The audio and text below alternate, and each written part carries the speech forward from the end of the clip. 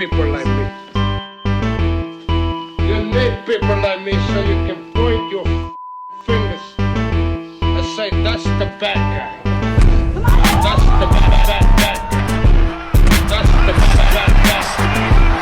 That's the bad guy. That's the bad guy.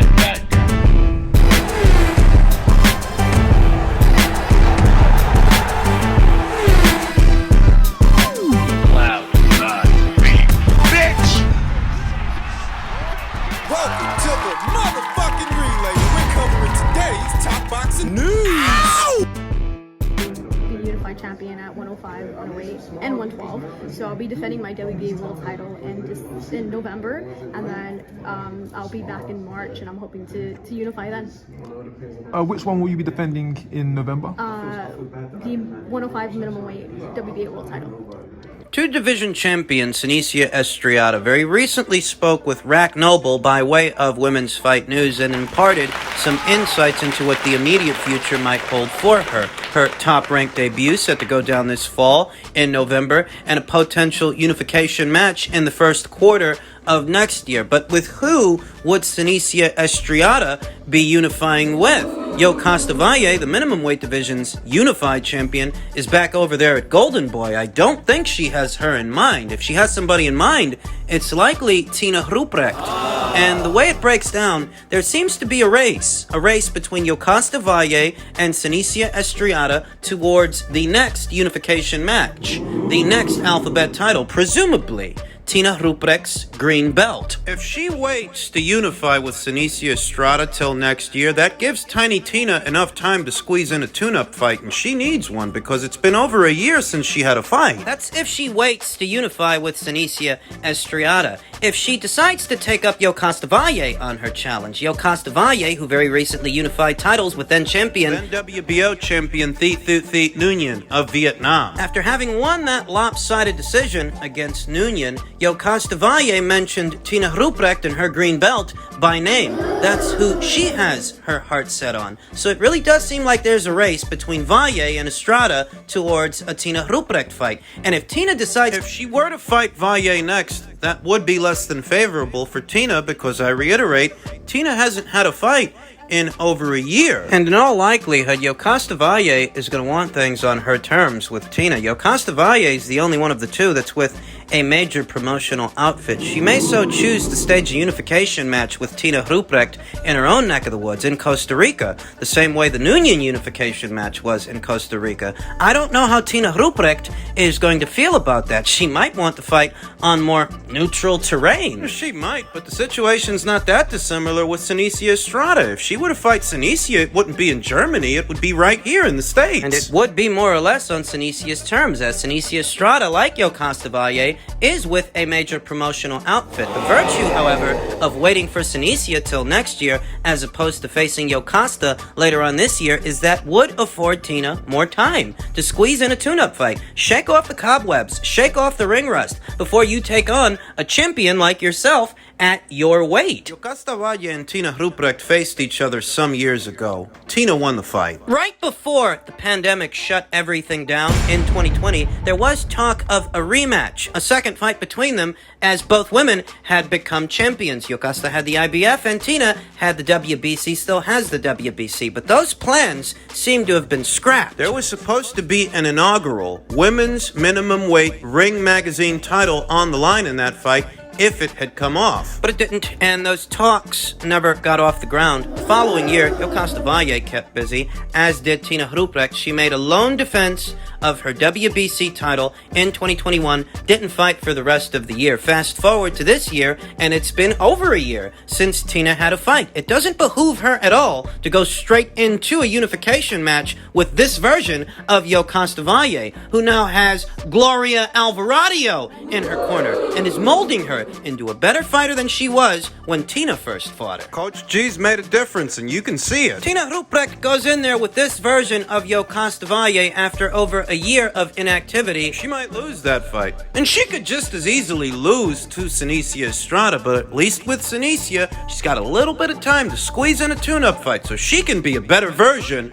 of herself. Was it time when I would have picked Tina Ruprecht to win a rematch with Yo Costa Valle, the same way she won the first fight, but the situation has changed. And this is a newer, sharper, improved version of Yokastavalle than the version of her Tina faced years ago. She goes straight into that fight, she might lose a decision. And she could easily lose to Senicia Estrada, who I picked to beat the both of them. Beat both Yokastavalle and Tina Ruprecht. But maybe she'll get a little bit more money fighting Senicia. She is with Top Rank after all. So maybe she makes a little bit more coin with Senicia and gets a little bit more time to prepare. Remember, a big part of the reason that Senicia Estrada didn't re-sign to Golden Boy Promotions is they had discrepancies about the money. She signs with Top Rank, and in so many words, according to her, she's set to make more than she was making over there at Golden Boy. So maybe that same Top Rank will be willing to give Tina more money than Golden Boy is. Maybe that same Top Rank will give Tina more money to unify with their champion than Golden Boy is willing to spend for their champion. Maybe that's the situation. Maybe that will be the case. Seems like it's a race between Yokastavalle and Senicia Estrada to a Tina Ruprecht fight. Question is, who's going to get to her first, and will tiny Tina Ruprecht make the most of the time? The time she has left, as both minimum weight champions are closing in on her. And men's middleweight news, an update to a story we talked about in my previous video. Chris Eubank Jr. versus Conor Benn set to move forward despite Eubank Sr. threatening to pull son from event. What is he, his guardian ad litem? He got power of attorney? Can he legally do that? Because last I checked, Chris Eubank Jr. is a grown man. Can he do that without subjecting his son to legal repercussions? He was quoted as saying, if you have a child and someone's actually trying to take that child away from you, and you do something wrong to that child, as a dad, you wouldn't let them, Eubank Sr. told Daily Mail. That's all I'm doing. I'm giving him my direction. If he doesn't want to follow it, he will be dragged along. Chris Eubank Sr. is no stranger to the squared circle. I think that goes without saying, and I feel like he doesn't want this for his son. He's never wanted this for Chris. That's why he pulled him out of the Gennady Golovkin fight 5 years ago, and that's why history is repeating itself here and now, because once again, he's meddling, and I won't begrudge a father his concern over his own child. No, I won't, but I don't think he can actually do that. I don't think he's at liberty to pull Chris out of this. Because he's not a minor. He's not a child. He's a grown man in his early 30s.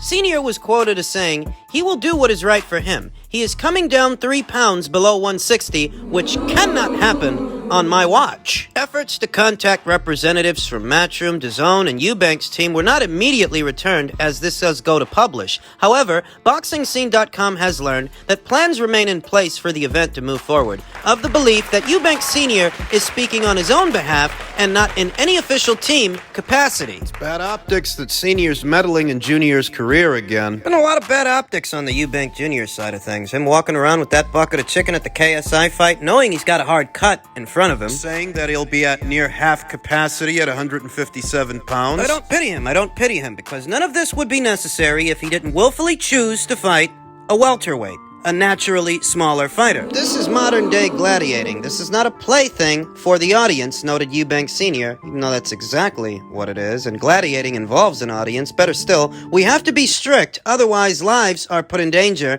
and my son's life cannot be put in danger. I've already lost one. It can't happen again. With Chris Eubank Sr.'s son Seb dying last year of a heart attack, he might still be grieving. So soon after a loss in the family, the idea that Chris might be in more danger than usual, that might unsettle Chris Eubank Sr. It's understandable. But in many ways, Conor Benn is stepping in harm's way as well, taking on a naturally bigger fighter at a weight he doesn't normally campaign. Granted that the cut... No, all this weight stuff really isn't an issue for Conor Benn, but the actual fight is, because he is actually fighting a naturally bigger guy. I saw former 2-division champion Carl Frampton weigh in on the fight, and in so many words, he's picking Chris Eubank Jr. to win out of sheer size. He's just a lot bigger than Conor Benn, a lot more experienced. Billy Joe Saunders chimed in saying Benn is giving age, experience, and weight away. So if Eubank can't be disciplined to lose the extra few pounds, he should not have wasted everybody's time. Simple. Get the weight made and get in the ring and fight. I think you'll be hard-pressed to find a lot of people playing Chris Eubank Jr., a grown man, the violin for a decision that he made. There was plenty of time in there to fight a Demetrius Andrade for the WBO title, back when he still had it. There was plenty of time in there to see about getting a Liam Beefy Smith fight on. You know, he's on Chris Eubank Jr.'s side of the street now, except that Chris has crossed over to Matchroom and DAZN. For this excursion, for this endeavor, there were other paths. Look, he wanted the most reward for the least risk. Boxing scribe Adam Catterall tweeted, Tony Sims told me on Talk Sport that 157 pounds and the rehydration limit were all suggested by Eubank originally, which they accepted, they being Team Benn. So, I mean, there it is. You made your bed, now you have to lie in it. You wanted to fight a welterweight, but this is what you gotta do. He sees more value in fighting a welterweight that goes by the name Conor Benn than facing some of the other middleweights that are out there, but there are sacrifices that need to be made, and he has to make them. It's not actually Chris Eubank Jr. It's his dad raising a stink, not Junior himself. Conor Benn reacted to all of this by way of social media. Hashtag daddy issues. That's exactly what this is. But I don't think Senior can actually pull Chris out of this fight. I don't think he has the legal powers to do that, not without suffering repercussions anyway. So look, I won't begrudge a father concerned for his son while he's still mourning the other. And that's probably what all of this is. But Chris Eubank Jr. is not a little boy anymore. He's a grown man and he made a decision. He's got to put on his big boy pants on now. Daddy can't swoop in and rescue him. Daddy can't swoop in and save him. He can't. Get him out of a situation he chose to be in. It's all on Chris Eubank Jr. now. Finally, in men's lightweight news, Gervonta Davis was quoted as saying, if the money is right, he's willing to revisit an Isaac Cruz rematch. Isaac Cruz, who went the distance with Gervonta Davis the fight before last. Isaac Cruz, who was quoted as saying, we want the rematch with Gervonta Davis. That's what he said post-fight after his last fight on the undercard of Ruiz versus Ortiz. Given the tier that young Isaac Cruz has been on, the second fight between them could be bigger than the first. A little bigger than the first one was, because the first time out, nobody knew him. Nobody saw him in action. But now they've come to know a little bit more about Isaac Cruz and how he goes about fighting a fight, what we can expect to happen, and a rematch might be worth more money than the first fight was. It might. I say might because piracy is an issue for everybody these days. Piracy is taking a little bit of food off of everybody's plate, everybody who tries to stage a pay-per-view. And if they tried to do a rematch between Gervonta and Isaac, that's what that would be. That would be a pay-per-view. Gervonta was quoted as saying he'd be willing to do the rematch if the money was right. December, said Davis on his verified Twitter account. There are also rumors and rumblings of a Ryan Garcia showdown set to go down in December, but I'm not holding my breath for that. The risk of sounding like I'm beating a dead horse. An Isaac Cruz rematch, or even a move back upstairs to 140 pounds to take on newly crowned WBA champion of the Dominican Republic, Alberto Puello, for his full title. Those seem like more realistic options. Those fights seem more realistic to me than a Ryan Garcia fight before this year is out. I'm sorry, I have to see it to believe it. An Isaac Cruz rematch, or even an Alberto Puello fight, would not require the people over there at the PBC to work with anybody externally, any other promotional outfits on any other sides of the street, like Golden Boy Promotions. They do a fight with Puello or a fight with Isaac, it's basically an in-house fight. If he want the fight, he could have the fight because he's the WBA fake champion. He's not the, he has the Mickey Mouse belt. So if he wanted to become my mandatory, he could become my mandatory. All you gotta do is go hit Gilberto, tell him, hey, we want to make this fight happen, and he can become the mandatory whenever you want. The reality of things is often more mundane than some would have you believe. It's exactly how Devin says it is. There's a clear path for Gervonta Davis to take on Devin Haney as soon as he becomes available. Now, right now, he's not available. He's got to fight George. And perhaps after that, he takes on Vasyl Lomachenko or somebody. I think he should spend more time on that fight than talking about Gervonta Davis. In truth, I think that applies to certain members of the boxing media, the boxing scribes themselves, and the content creators, myself.